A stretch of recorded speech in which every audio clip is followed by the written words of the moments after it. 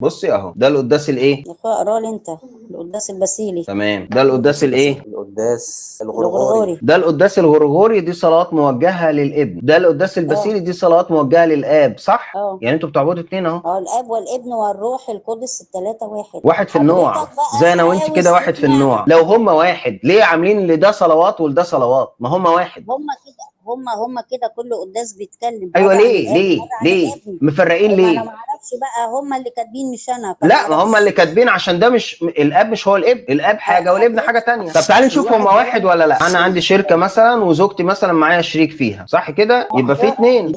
يلا بينا. بص بقى، اما الابن ماله. قداس الغرغوري صلاة الصلح. ثم يقول الكاهن: صلاة الصلح هذه للابن، أيها الكائن الذي كان الدائم إلى الأبد، الذاتي والمساوي والجليس والخالق الشريك مع الآب. جليس يعني جالس بجوار الآب على يمين الآب، وخالق وشريك. شريك دي يعني هم كام واحد بقى بالله؟